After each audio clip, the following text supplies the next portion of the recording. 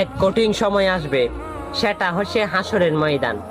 সেখানে কিন্তু আপনি কাউকে চিনবেন না, একমাত্র চিনবেন আমার প্রিয় নবীজিকে।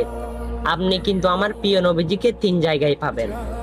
প্রথম জায়গায় হচ্ছে যখন আপনাকে ফেরেশতারা আপনার পাপ সম্পর্কে যখন মাপ দেওয়া হবে, সেই মিজানের পাল্লায় আপনাকে তোলা হবে। আর আপনি যদি গুনাহগার হন, সেই পাল্লা কিন্তু ভারী হবে।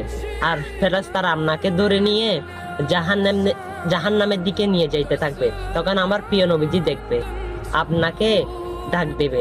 তখন ফেরেশতাকে জিজ্ঞেস করবে, হে ফেরেশতা, আমার উম্মতকে কোথায় নিচ্ছ? ফেরেশতারা বলবে, ইয়া রাসূলুল্লাহ, তার পাপ কিন্তু বেশি, তাই তাকে জাহান্নামে দিচ্ছি। তখন আমার প্রিয় নবীজি আপনাকে আবার নিয়ে আসলো, এসে মিজানের পাল্লায় তুললো। আমার প্রিয় নবীজির আঙ্গুলটা আপনার পাল্লার মধ্যে দিল, আপনার নেকির পাল্লা ভারী হয়ে গেল। হ্যাঁ,